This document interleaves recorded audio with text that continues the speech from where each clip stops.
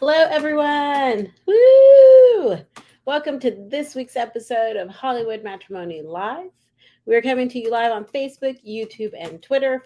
Please go find us on our website, HollywoodMatrimony.com. Say hi to the people. Hello, everyone. Welcome. We're in the midst of moving. We told y'all we'd be here from the new Blakey Studios. That's all. What you doing over there? Sorry, so I told I was ready. dramatically. I told I was ready, and I wasn't ready at the same time. Don't be blaming me for stuff then. I'm gonna blame you because it was your fault. But yeah, so you can see our sad studio behind us. Yeah, we're not really set up properly, but that's okay. We're trying. But we didn't do a show last week or the week before. I don't think we did a show in 2 weeks. Have we not? I don't think That's so. horrible. Maybe we did. I don't remember. Oh, we had to have done one because we did one with the empty shelves in the room. Yes, we did do one. We just didn't have time to watch anything last week, so we didn't do a show. Correct, but we've gotten a little bit caught up. We're doing better. I'm going to share and be like, come watch the show. Yeah. I hope I shared it correctly. Come watch our show. Anyway, so welcome to Sadness. Only thing you see besides us is Michael Keaton's behind us and Hello Kitty. I'm Batman. It's a weird montage of things. It's okay. I see Batman peeking over your shoulder and Hello Kitty's looking over mine. Oh, well. It's really weird. Okay, let's talk about some movies. There is a ton of movies over here. There's books and things, so there eventually will be some fancy thing behind us. We have our ghetto banner set up instead of it pinned and wrinkly on the curtain like it was so expertly this is the real banner. It's supposed to be this on. is the convention banner sign, but I'm going to fix it to where it's sitting up, down, lower, little center, and maybe we'll paint. That's where it's supposed to be. Maybe we paint the post the color of the banner. That'd be nice. I don't know if you can find that color anywhere. I don't know. Anyway, be like, I need a weird teal blue. So we figure at least do a. Oh well. Welcome everyone. Thank you for watching. We are going to talk about movies. Okay, tell me about this, because I'm excited. Are you? I am, because I want to know all about I it. don't hear anything about Ultraman. It doesn't matter. All right, so tell me about Ultraman. Talking about Shin Ultraman, and this is actually part of a series. So I want to say, I don't remember when it came out. But what they did is this director, hold on, where's his name? Shinji Higuchi has set out to create like an all new thing he calls the Shin Japanese Hero Universe. Okay. And so he put out Shin Godzilla already. I know that one. He put out an Evangelion, whatever it's called, 3.0 plus 1.0 something. Then also a Shin Kamen Rider, I think, has all been made. So now he's done Shin Ultraman, which is kind of it's a reimagining of the original Ultraman stuff. So here's the thing: is if you've seen Ultraman, it's Ultraman. It's the same idea. It's just a new person become Ultraman, the mystery of Ultraman, and fighting kaiju. I love the movie because I love all things Ultraman. Yeah. But I will say this: one of the things I have an issue with this movie, and again, it's not a problem. I understand what they were trying to do at current times. Is it's all CGI'd instead of man in suit. After a while, it's fine. It's just those initial things, and I think there's moments at the man in suit. And what I did, I was wondering, because that's the whole thing is just seeing the guy in this. I was going to ask specifically about the guy in the suit. And like, well, and what's cool though, I will give them big props for it. They did bring in Ben Furuya. I don't know how to say his last name. Anyway, he's the original Ultraman from 1966. We're sorry. He's the original Ultraman from 1966, playing Ultraman in this movie as well. Oh. The man in suit, not the person that turns into Ultraman. Yes. So they made sure to get the guy so he moves like Ultraman and feels like body shape of Ultraman as it's the original Ultraman. Nice. So I thought that was cool. So I'm assuming it was more of a mocap kind of thing. I think there might be some moments where he's in the suit, but you could see a lot of the stuff with the CGI stuff, and it was fine. It wasn't bad CGI or anything. It just loses that, destroying the models and because he's big, he's giant, right? Ultraman grows. Typically, yeah. He when the guy turns into Ultraman, because Ultraman's like an alien that kind of takes over your body or whatever. So when he turns into Ultraman, he does this thing and he grows big and he fights the kaiju, and that's cool. There's like evil Ultraman and there's all these other characters. I just think it's a cool series. It's a fun flick, especially if you're an Ultraman fan. You dig it. If it does, you don't have to watch the other Shin Japanese hero movies. It's more about taking these iconic characters and just making. The director's name is Shinji, so I'm assuming it's like Shin is his name, and This is his Yes, Ultraman, and his that was version. his Godzilla and his Kamen Rider and whatever. So That's cool. but it's a cool flick. I enjoyed it. You know, it is what it is. If you hate Ultraman, you'll hate this movie too. So it's and he does in fact do his cross lasers. That's my favorite thing. At one point, he's fighting this guy like this. This monster's on him, and he's doing this, and he's like, Nice. So it's cool. But there's some also really big space effect things. It's kind of video game-esque, looking like this big alien creatures forming, and Ultraman's like this big and compared to this gigantic thing and having to fight it. And so it does step it up to a level you don't normally see in the Ultraman stuff. And then I heard he's also going to do a Shin Ultra 7, which is the original thing that was before Ultraman. Oh, okay. So I'm hoping he does. It's part of all the same universe. That's cool. If you don't know, there's been a ton of different Ultraman too. So Ultramans and in variations. And Morgan Creek, I think is who it is, has been putting all the sets out. Really cool sets collecting. Excuse me. Ultraman kind of did like Power Rangers does. Yes. Or Power Rangers did like Ultraman does. Whereas every season it was like a different version of Ultraman. He's slightly different design. There's one he's kind of cross-eyed like. It's because they gave him. The problem was his suit design is cool, but he's got these goldish looking eyes, like these big bowl eyes, but they're more like this or like this instead of like the normal eyes. But then he's got eyeballs, so when you look at him, he's like, no, that's not good. Like I hate that version. Every time I watch him, he turns around, he's like, I'm like, who are you gonna shoot? You can't see another. Anyway. But anyway, Shin Ultraman's available now on the Blu-ray, the DVD, I think digital as well. It was actually a fun flick. I dug it. Awesome. All right. Next. Well, that's ridiculous. There's no trailer there. Just playing. That's weird. I didn't connect the trailer. I guess I should fix that. Okay. Moving on to the next movie.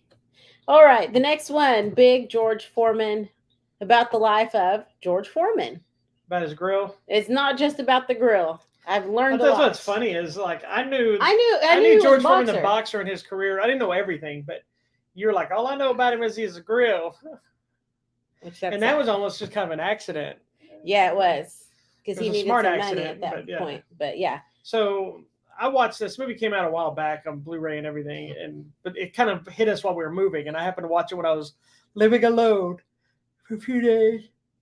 Jesus, I'm sorry, I'm so tired. Yeah. Yeah, we lived in separate houses for a few days, and I started tasting that freedom again. I really did, because you had the dogs. I had no one. It was just me. I had the dogs. A giant big bed. I was living fancy. I had a mattress on the floor, no furniture. I had a brand new mattress with no I had dogs. no TV downstairs. I had all the TVs and no internet. I had no internet. I had everything. I had no internet. Anyways, okay. Big George Foreman. Actually, the full name But I of had the all movie, the food. The name of the movie is Big George Foreman, the miraculous story of the once and future heavyweight champion of the world. Yeah, the name is just Big George Foreman. No, it's all that. That's the undertag. That's not the. No, on you pull up the movie, it says all of that. It doesn't matter. It's just, I'm just telling you. It's not like that other one. That's the other long one. The Jesse James one. Yeah. Yeah. Anyways, okay. So this follows his entire life, and I just thought it was wonderful. This is a great movie. It is a great movie. It's very good, very impactful. I learned so much about him. I knew he was a boxer, but I guess I didn't realize that he came back and, became champion again at an older age, which no one had ever done. And it was just so many things he had to overcome. Well, and I think what stuff I was more surprised by, I don't know, excuse me. Jesus Christ, I'm so sorry. You got to keep it together, buddy. I knew his boxing career mostly, but I didn't know a lot of his history of himself and his life. And so all I've ever known is George Foreman in the ring, or jolly George Foreman. It was always silly and joking around and happy.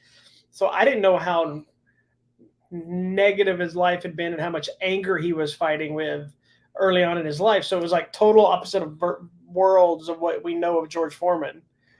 So that part I found fairly interesting, seeing it and going, oh, Lord, he was like not jolly, man. No, he had a very tough upbringing. His family was like dirt poor, literally. Like that one scene where the mom, they're so excited because she went and bought a cheeseburger and they had to split it like 6 ways, like a tiny little cheeseburger. And they were like so happy. And then I think the other thing that I'm reminded of is how mean kids are, because he goes to school and he doesn't have money for lunch. He doesn't have lunch at all. They have no money. And instead of people being kind and like, hey, let me pass you something, they're making fun of him.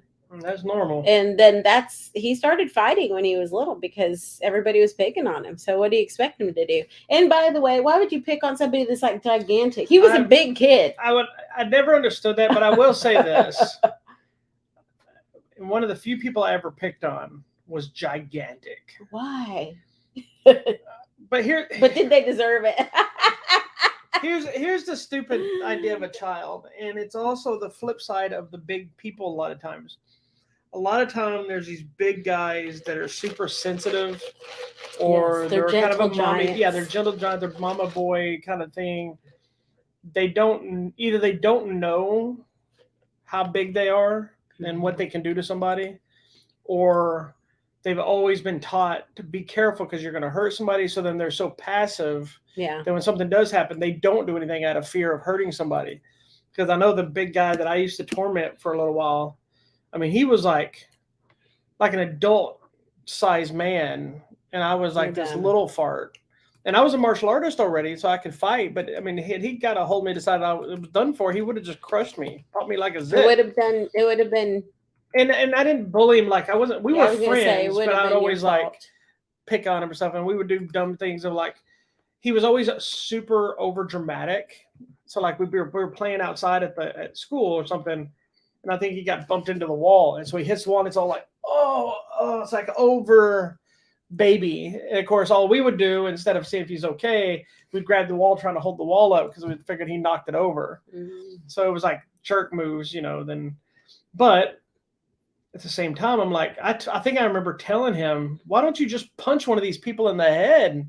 Like your head is fist as big as my head. Why would you let me? I'm a little tiny person, and everybody would leave you alone. Mm-hmm. But it's actually more common than you think, where really big guys get picked on, because the little guys always have those big egos. They're trying to make up for the fact that little the little man guy, complex, or they have money, or their daddy or somebody has power, and they stand behind that. But when you're like me, I was small and poor. I was just stupid. Mm-hmm. Anyways, you should watch this movie. It's very good, super impactful. Learned a lot, and at that one point he has everything, loses everything, has to get it back again. Woo! I knew you were going to get all into it because it was kind of a faith-based. Yes, it is faith-based. I still think it's funny that he has George, and George. Yes. And Georgetta. Yes, everybody named George. I might don't remember who's who. Exactly, it's crazy. But and while I say it's a faith-based movie, it is not a forcing religion down your throat. So for those of you that avoid those kind of movies, it is a big part of his life, and his whole life was. There's a whole thing about faith through his whole life, whether it was from him or his mother. Mom. His mother pushes it early in the movie, and he's always fighting. And so it's interesting at the moment. There's that scene where he finally kind of finds Jesus or whatever, and he's just like. And everybody's like, what? He goes, I don't remember his exact phrase, but something like, I just found the Lord. Like it was like it wasn't a big church moment, or most of the time you get sprung, like something happens, and he's just like, I think I just found the Lord. They're like, we didn't know he was missing. And he goes, okay, I'm retired. And I thought that was hilarious because he, they show the fight and the stuff with Muhammad Ali, and we know Muhammad Ali obviously was Muslim.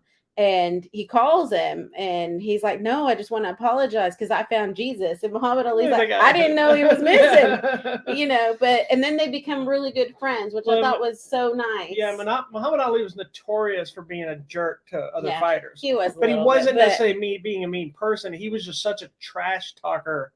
That was his persona, man. Yeah, he'd get in your head and and then he'd bob and weave and he'd talk trash while you're fighting, and he was a showman outside of the ring. I think it was hilarious because then they became my best friends. Yeah. And at the end later on, well, like you find out at the end, I guess he still has his church. He has a church in Houston. He's still preaching. He's still doing his community service with that youth center, and I just think it's cool. I just think he's a cool human being, and I'm glad I know more than it's just a grill.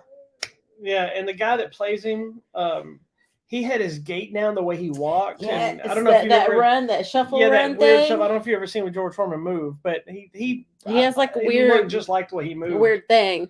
But yeah, it was an excellent movie. It was, and I'll be the first to tell you, I was a little concerned with this movie. I was excited to watch it, but the fact that it kind of came and went, it didn't get as big a push I think it should have.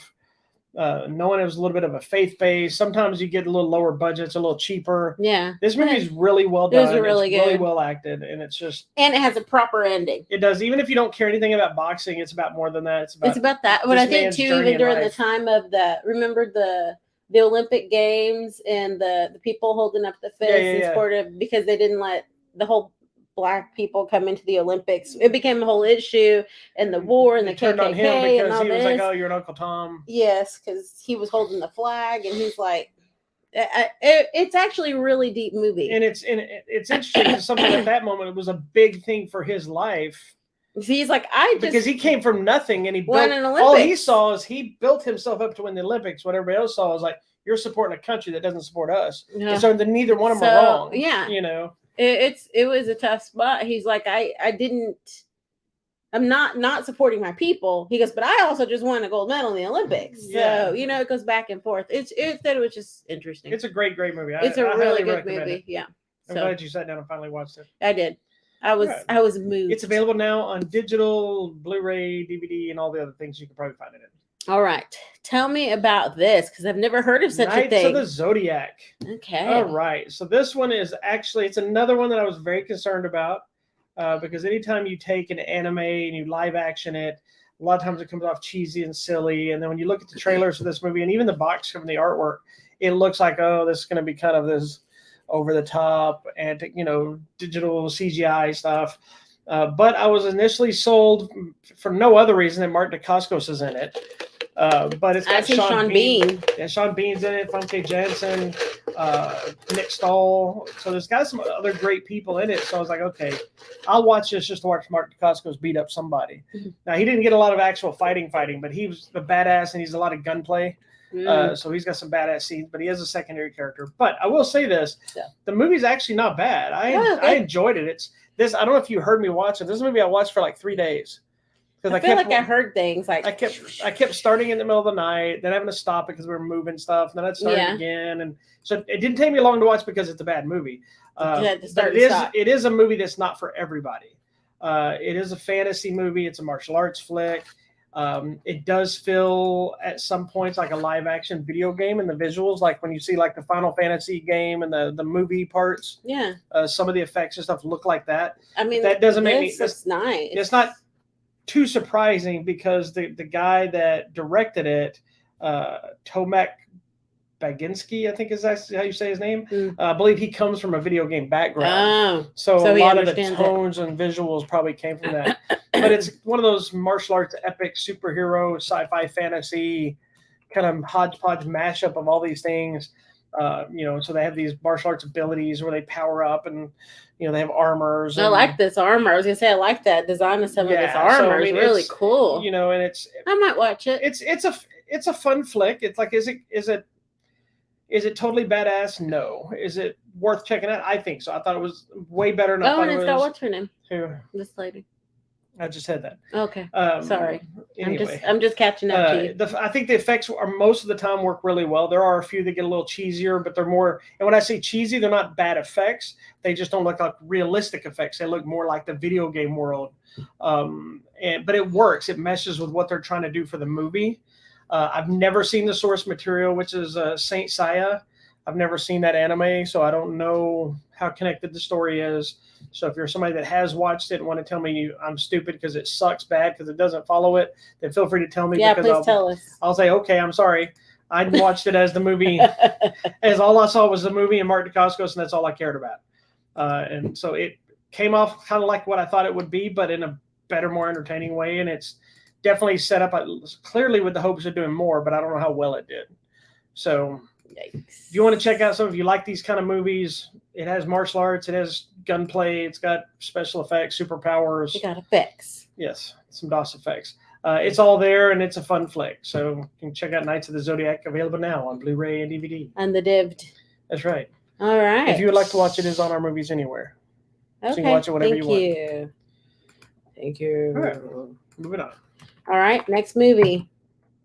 Oh, we're getting to some big ones now. We got these. You only got 2 left? Yep. Okay. You want to go here? Yeah, why not? That's because that one's a week old. Okay. All right. So the next one is one I've been super excited for. You've been waiting and waiting patiently. Thank you. I love the Insidious franchise. You do. I know there's been some ups and downs. I wrote it in my review. I love all of them. I mean, there's some that don't work as good as the others, and but I like that, you know, because we've had 4 previous films. The first 2 followed this family. What is their names? Josh. I know Josh Burton. and Dalton. The Burton family. Burton. Okay, they follow them, their family, and their possession and taken by demons and whatever, unfolding of who's actually what. But then the second 2 films were prequels where we meet, Elise. Thank you. Elise and Specs. And I really like the series. I don't remember anyone's name. I just rewatched them all. I'm having a I didn't, but you know what? I went and read the synopsis That's of every not the single same. one. Shut up. Just because I didn't have anyway, time. so the Shut up, rude. So the third film was Elise, and the first time she meets Tucker and Specs. Yeah. I don't know why I remember them two and no one else.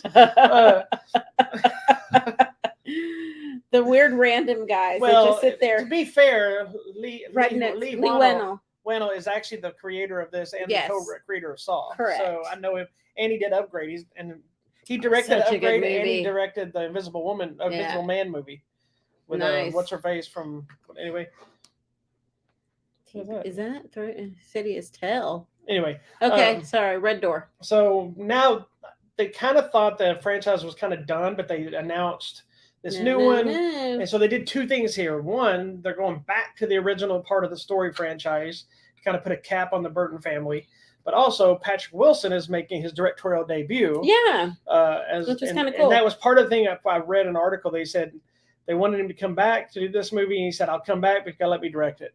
I want to direct a movie. Or no, he wanted to direct a movie. And they came back and said, well, do you want to direct this one then? And he's like, hell yeah. Why not? So why not be something he's already a part of? So here we are. Oh, finally, Lambert. They're Lambert. I think say Burton was the dad thing, but I think I knew it was. Anyway, so see, you won't know. Maybe you watched. He had the mom's name. Maybe you watched the movie. Because remember the dad was MIA. We find out why finally. Once you watch the movie once in a while, you know this. Wow. So anyway, here we are with Insidious, the Red Door, the seemingly final chapter of the Insidious saga.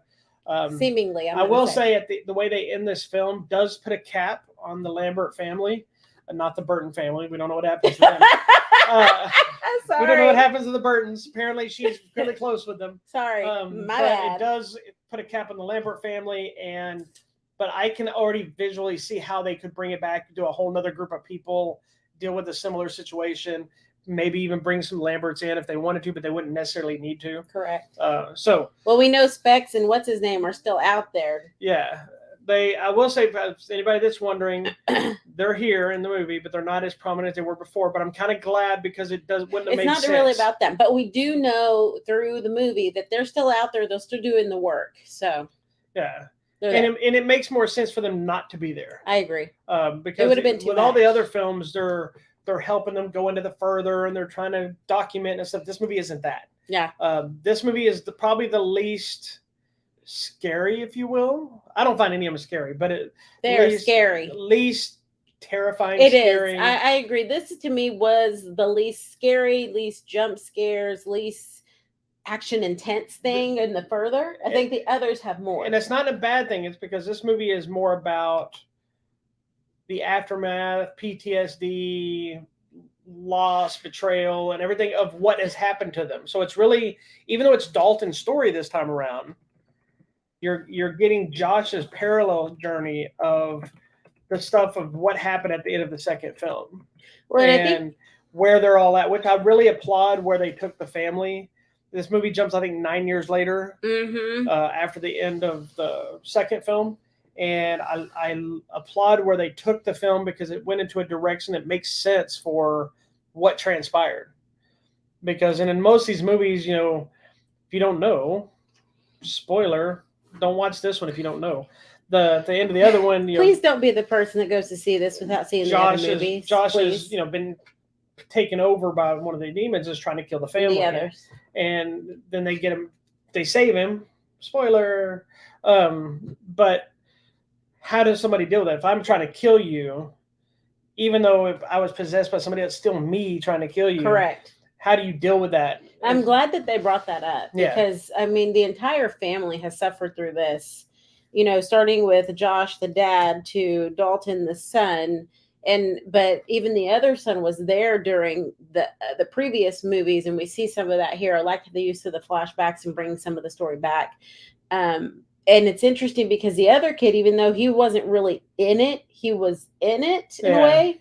He's not as into the thing as they are, but he's like, he was around when everything was don't you remember? Mom keeps telling me I made this up. Yeah, it's interesting. There's a whole dialogue side story of why nobody remembers certain things and how they've been like, how you deal with trauma, especially with a young person, and how you try because this is family trauma. Yeah, how you try to convince them that trauma didn't actually happen. So by the time they grow up, they're still dealing with something, but they're not dealing with what they think they're dealing with. Well, I think that was the other thing.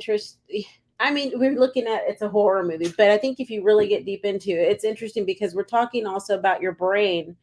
Because, in the second movie where they erased both of their memories, and the guy's like, you're not going to remember anything from the past year. Yeah. Right? You're just going to know you were sick, you woke up, you're fine. That's the end of the second movie. That's why But so we're still dealing with that. Isn't that the opening sequence? Yeah, it's been 10 years, but your brain knows that something's missing. Yeah, there's things in there. You see something that kind of clicks. And I just thought it was interesting. So I went to this whole brain research thing. Your memories are never completely disappear from your brain. They're still there. So that's why, she mentions to the dad, you just completely checked out. The other kid's just been confused the whole time. And it's been 10 years or so.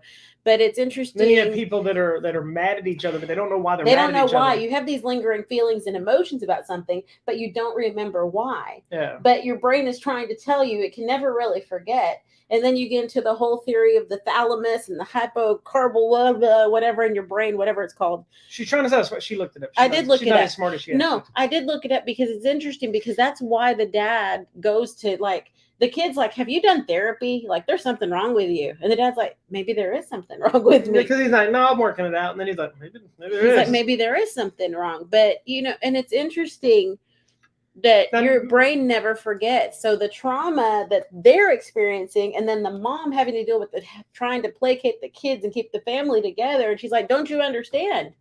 But he does it because they erase his memory. And you say all this, but there's still the horror element to this film. So yes. Don't go into it thinking it's just going to be these two people talking all the time. I mean, there's some messed up stuff that happens. Oh, that one thing. It's an interesting parallel of seeing them go through the same thing in different ways. And then also when you get into the further and how they actually connect it back to the original film. Oh, that was so good. And some clever twists and turns so without it just rehashing it. Because that's the other concern I had was, at least with the second one, it could feel like it's rehashing, but because they took it where he actually got taken, it kind of took it to a new place. And then they were smartly moved on to doing different things, even though you're still connecting further because they're not the only people that connects to the further. Right. And so going back with this one, I was worried that we're going back to the Lambert family. Thank God we should have gone with the Burton family, but we go back to the Lambert family. I apologize. And are we just now going to go through that same tropes that we went through before? And part of it feels off because of the locale is bigger because it's Dalton at college. So you're dealing with bigger spaces, more people, where the first two movies are very intimate. You're just in the house. I think it's scarier. Yeah, it is. And I think that's why this one isn't as scary because there's so many other things happening. There's so many things going on, but they're playing into the art and they're playing into. There was that one ghost chick or whatever that had her leg going this way. I was like, I love when they get some cool contortion demon people. That's like the coolest thing. It's probably my least favorite of the franchise, but I also think it was like a really smart direction to go for this story and a smart ending for them to the story for them to cap the end of this family. And big props from bringing all the same cast back too. Yes. They could have easily recast Dalton with some other. Well, even the brother, the same kid. I know, but I'm just saying is Dalton was really little when he was a kid, and they could have actually recast him with somebody else. But I mean, has he done anything else? I'm sure he has. Jacob Tremblay. It's not Jacob Tremblay, is it? Kid looks familiar, like he was in something. Jacob? Oh, Ty Simpkins. Yeah, he's done a lot of stuff. Has he? I just don't know if he's done a lot recently. That thing is creepy. I still want to know who that is, but I guess He's we'll Jurassic see. World kid. Oh, Jurassic. Oh, he's the kid in Iron Man 3 too. That was the one that was helping him build stuff. Okay. And he goes, so he's been doing when he's stuff. like, I'm cold. And he goes, oh, and he drives away. You know he's in Endgame. Yeah, Avengers Endgame. He's the one kid that nobody ever seems to know who it is when it shows the funeral scene. Yeah, he's that kid. He's the kid standing. Oh, okay. You didn't know who that's what it's supposed to be? No. He was a little kid from No, Iron I Man. knew who he was with the helmet. Who was holding the mask. He was the kid from Iron Man 3. I see. I didn't realize that was this guy. That's the same kid. Yeah. I see. Well, but he grew up. that's why nobody recognizes him in that movie, because he's grown up since Iron Man 3. Correct. He's like pretty much an adult now. Yeah. You know, in this movie, Sweet. he doesn't. You can look at his face and tell it's the same kid, but Yes. you have to look a little bit like he's kind of like a studly guy now in He this is. movie. I like his hair. So, anyways, random comment. I liked it. I thought it was really good. It's not the horror film I hoped for, but it's still really well done. The movie theater experience sucked. Never again will we go on a weekend evening with a bunch of freaking teenagers who will not shut the heck up. Bobby Ash is like, "Can y'all stop talking? That's all I can hear." Well, and it makes but they weren't the only ones. Well, see, they're the only ones I could hear, but it makes it worse for me too, because I'm hard of hearing. I'm already having trouble hearing the movie, and my headset wasn't working, and all I could hear was I couldn't even. And it made it even worse because I couldn't understand what they were saying. If I could hear what they were saying, at least I could enjoy what they're talking about. It was nonstop conversation. But here's my issue. I was just talking to somebody else today about this too. Is I don't understand anybody of why engage. Oh, I don't understand. Say engage. Engage. Thank you. Because I didn't. I wasn't looking. Sorry. I don't understand why anybody pays the amount of money it costs to go to a movie, buy all the food that they buy, which is expensive. It is expensive. To sit in the theater and either yap it up on the your girls phone. on front of us were on their phone the entire time. They were freaking out. The one girl was sitting like this I saw the whole her. time. I'm like, why are you even at this movie if you don't like scary movies? You know, the kid next to me, I honestly thought he was playing with himself at one point because he was sitting here doing this with his I can only seems like a seat over, and his Oh hand my was God. doing this for a long time. I'm like, what the? I said, dude, either finish or stop. Was he scrolling? No, he didn't have his phone. That's why I didn't know what was happening. Oh. And then he was on the other hand. I'm like, oh, good God, man. And I'm like, dude, you're gonna just hurry and finish and just don't get it on me. And I didn't know what was happening.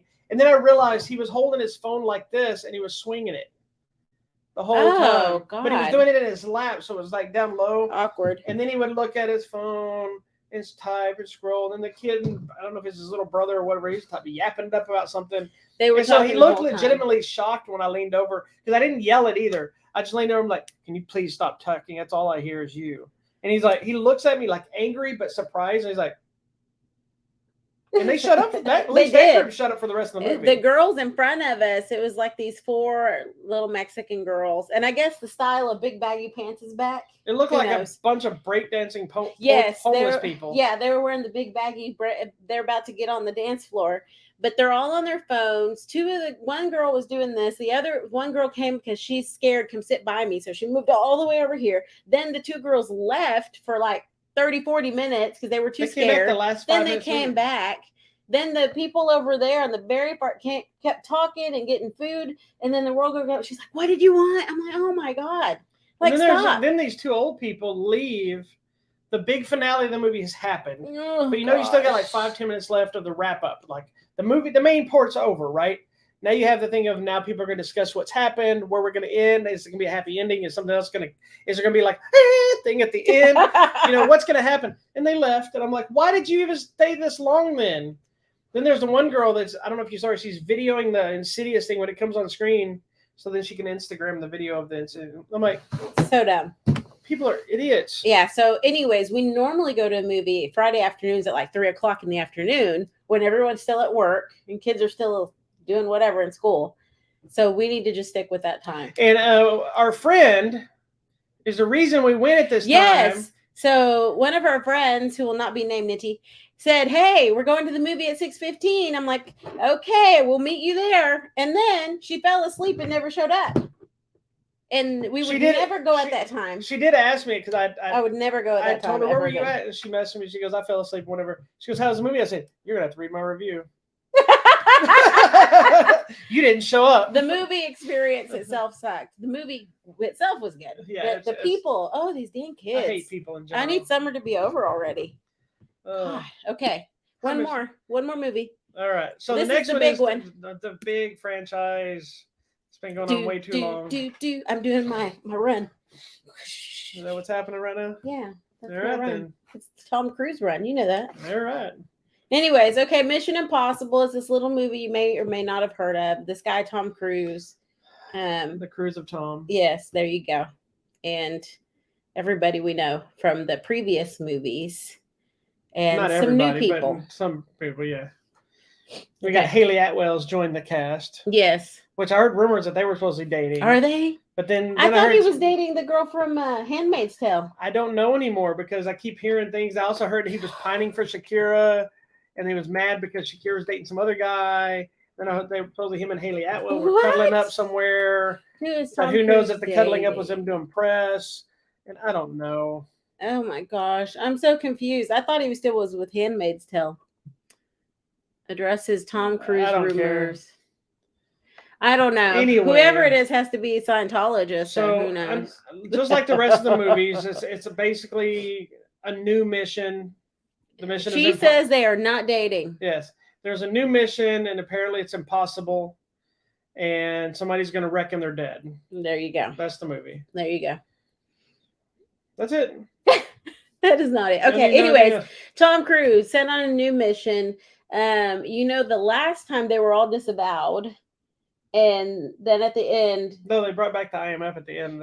Disavowed IMF was gone. Now suddenly it's back again. No, at the end of the last movie, they all came back. I know it came back because they realized that the syndicate was real.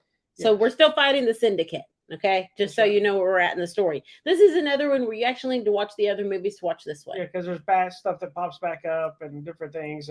And I will say this: I know with a lot of the concern with some of the way the movies have been doing these multi-part story arcs. Yeah. It's like I always feel like it's stupid. Why are we doing part 1 of a series that this is part like 7 already? Why not just make this one and then like number 8 and then the next 9. one? The next one would be DeadReckoning, and then the next one would be Psych, I'm Alive, or whatever. Like, why does it need to be DeadReckoning Part 1? Lord. But either way, it does not end on a cliffhanger per se. It does have kind of a finale to this part of the story. There's just more that's going to continue. Yes. So unlike, like, say, Fast X, that ended right as something was happening and kind of like, dun, dun, dun. Yes. Again, why are we getting Fast 10 Part 1? Or just give us... I don't know if that was part 1. But they just split it in half. I don't know what they did. Well, they haven't even shot them. The next one? No, they haven't shot the next one of this or the Fast and Furious. Don't leave me hanging. So, and now nothing's going to get shot because of the strikes. Oh, Lord. By the time we get DeadReckoning Part 2, Tom Cruise is going to be 84. He'll still look like he's 50 because of the Scientology, whatever they drink.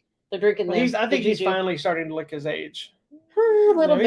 He still looks good, but Scientology's kept him young for a really long time. Have you noticed? And I don't mean this as an insult because I keep blaming Scientology. The way people look on film and the way people look outside of film is different because makeup and just angles.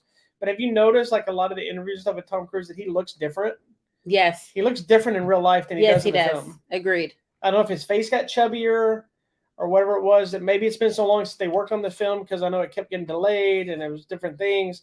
Maybe he put on a little bit of weight in between. He's got to slim down the cheekbones. He's got pudgy cheeks. I don't know, but I don't think he's pudgy cheek. Yeah, he had like a weird. See? Oh yeah, 3 weeks ago he's got pudgy cheeks. I told you. He looks like Jason Bateman. I would say Dennis Hoffman. Is that his name? Who's Dennis Hoffman? Is that his name? Dennis. You're talking about Dustin Hoffman? Dustin Hoffman. I don't know. Does Dennis Hoffman know the Burton family? Yes. Anyway. Yeah, he does look different. So this latest chapter. He looks like the guy from Dallas. Patrick Duffy. A little bit. He looks like Patrick Duffy now. I gotta show y'all this. Anyway. No, because look. Okay, I'm gonna throw this on the screen. Let's put it next to it. Look. That's him right. This was taken 3 weeks ago. I'm telling you. He does not look. Then the one right next to it's one from the film. Yeah. Oh no! So it makes you wonder: Patrick Duffy is taking over his body? Is it just when he's training? He slims down. He's getting more fear, or are they doing some CGI to his face to make his face slim down? Yeah, because it's this. And if they are, you can't tell in the movie, so it's not. I wonder if he has a filter on it because like the Kardashians on their show have a filter on the camera. I don't know. projecting that. But who knows? It doesn't matter. I mean, we shouldn't be. We shouldn't judge it. I just thought it looked weird. At least we're judging a man and not a woman. So. Oh yeah, because that's okay. Boom. Yes, because we're always judged how we look on camera. Well, yeah, but everybody keeps yelling about it, and then we fucking.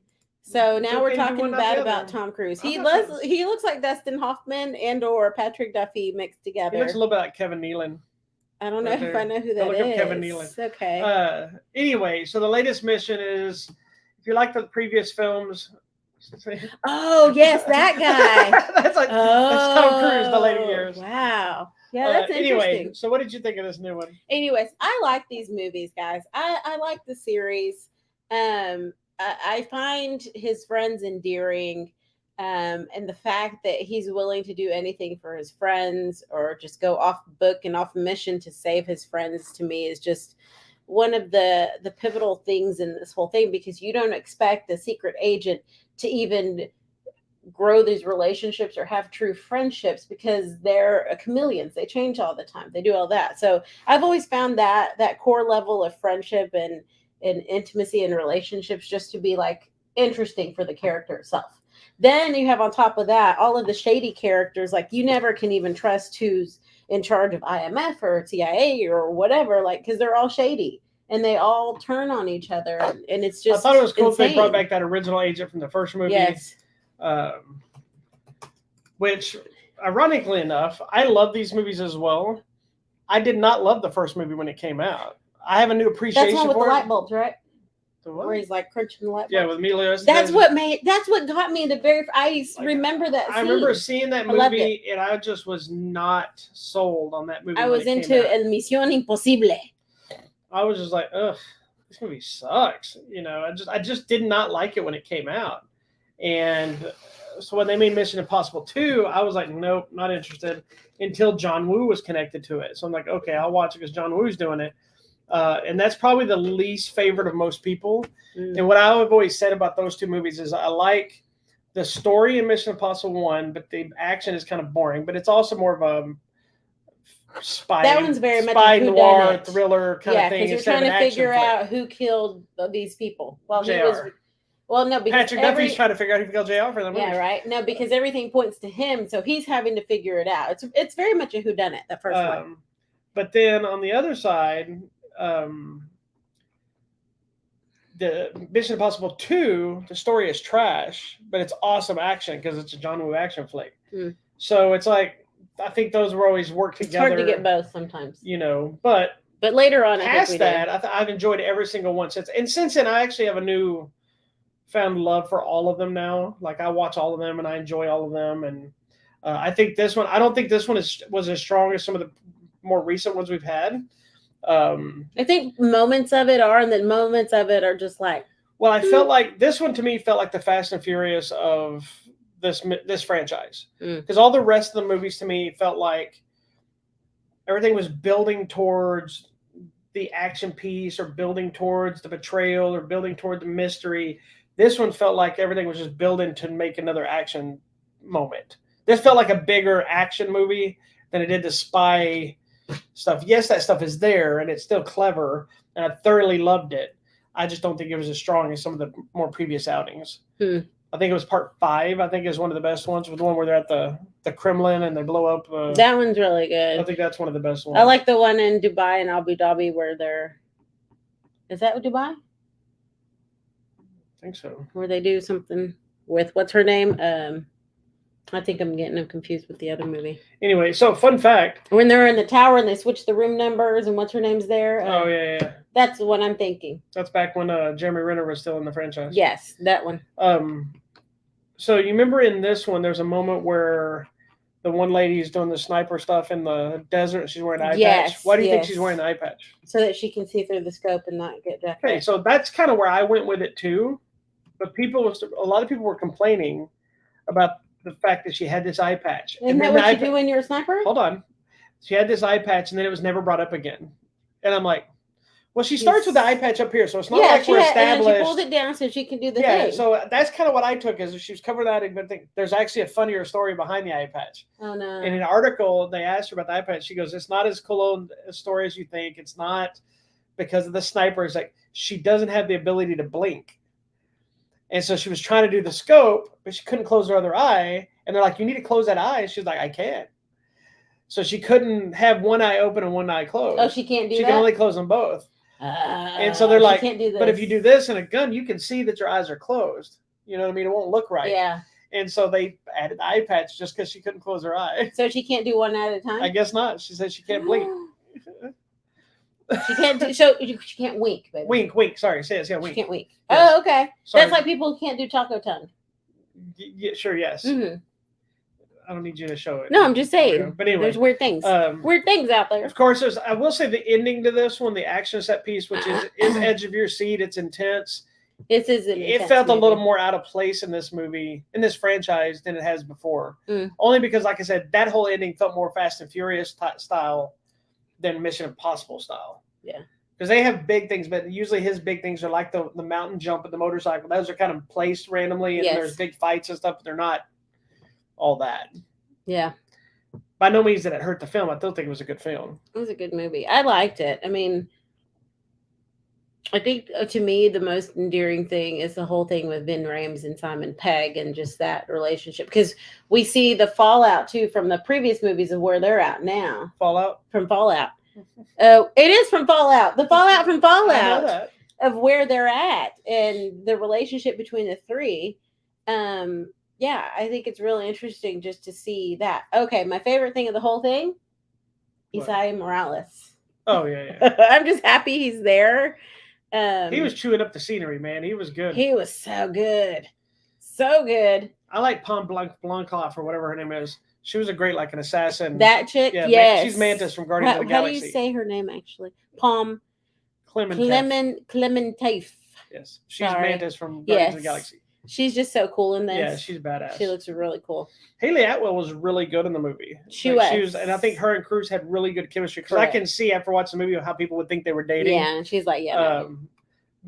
She's a good other side of the coin for this franchise that I think, I'm hoping we see a lot of her in the next one. I'm assuming the next one will probably be the last one. Yeah. Just because I don't know if Tom Cruise can keep making these at this age, because he's what, in his 50s or 60s? Well, like real years or Scientology years? His real years.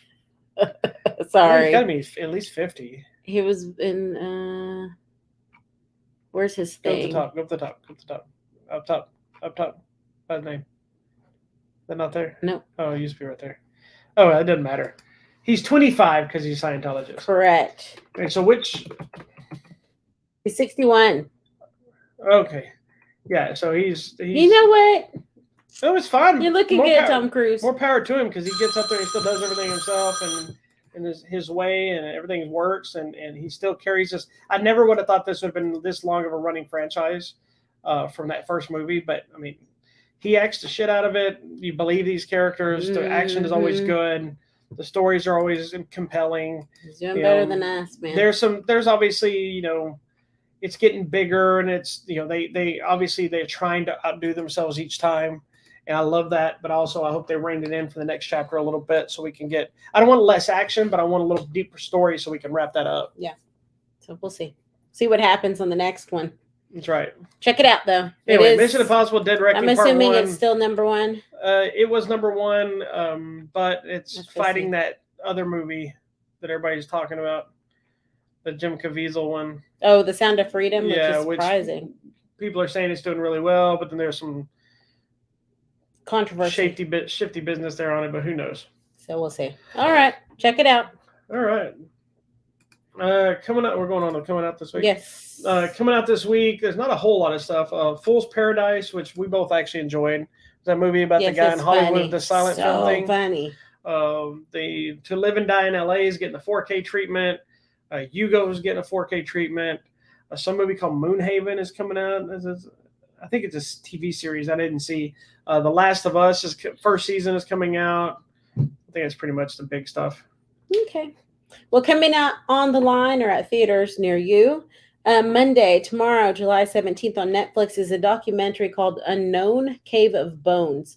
It is a documentary about what's called like the cradle of life out in South Africa, where they believe the first humans were born. They found an old graveyard of bones, but they're saying it's not human bones. They're more ape-like creatures.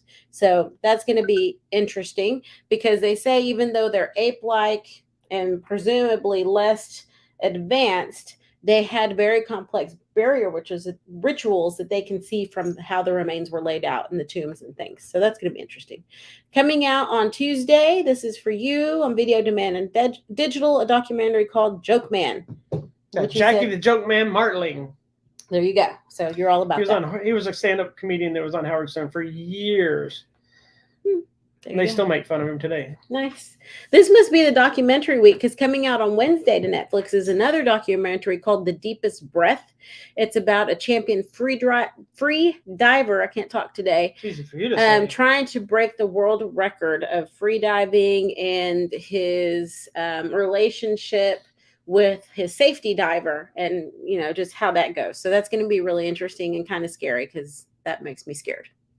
Coming out Thursday on Max, Superpowered, the DC story, another documentary about the history of DC. All right, coming out on Friday, there's this movie called Barbie. Don't know if it's of interest to you. It's about Barbie. This movie is going to either be brilliant or a train wreck. I think it's going to be brilliant. I do too. I think there's something I would have never thought making a Barbie movie would be intriguing, but looking at what they do, like it's making fun of itself, but it's also creating like an endearing world of Barbie and then trying to do something funny with it at the same time. And then you got a respected filmmaker with Greta Gerwig making it. So we'll see. I'm actually interested to see what they pull off. We'll talk about it next week. Also coming out is Oppenheimer, which is the story and the creation of the atomic bomb, which makes me very sad, but I think it's going to be a really good movie as well. Excited.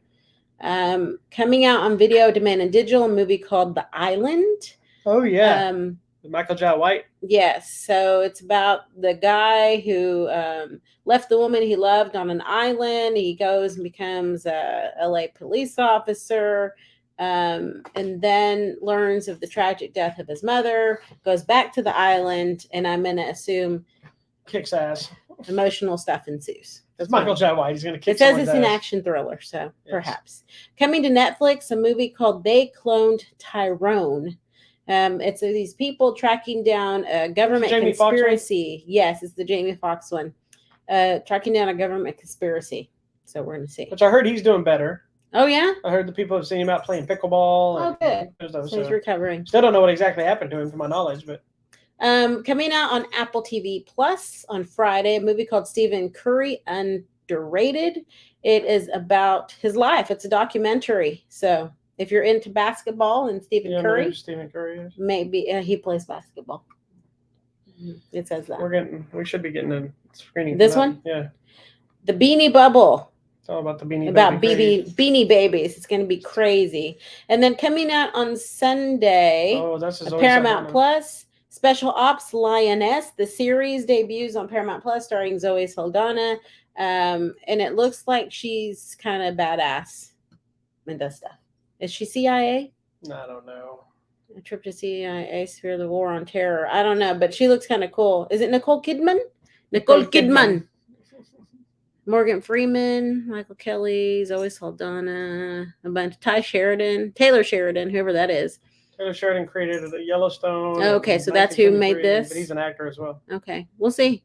Did he create the show or he's in the show? I think he created it. Oh, okay, because he did the Tulsa King and all that stuff. Creator. It looks really cool though. She looks pretty cool in this. That's all. All right. Well, on Giveaway World, we got mostly the same, some still copies of the same stuff. I got a couple. So we've got a Zero, which is a zombie flick. I mean, that guy looks cross-eyed. We got some digital copies of Guardians of the Galaxy Volume 3 to give away. Okay. We got copies of this movie called The Tank that we probably should have talked about. Oh. Or I talked about it. You did talk about it. I watched it this last week. It's so good. I really liked it. We also have copies of The Return of Swamp Thing 4K. Which has Heather Locklear, and it was like, if you've never seen the original Swamp Thing, the original Swamp Thing's a little more horror-esque. This one gets a little more comical, but it's fine for what it is. We have copies of Evil Dead Rise on 4K, as well as National Lampoon's Vacation areas. probably wouldn't get made. All right. That's it for us, folks. That's it. Thank you so much for watching this week's episode. We will be back next Sunday. Make sure you check out our website, HollywoodMatrimony.com, and go to the contest button where all the free stuff is. And I'm sorry, but our studio will probably look like this for a while of sadness, but we'll see. We'll get there. We'll get there someday. Peace and love, children. Bye, everyone.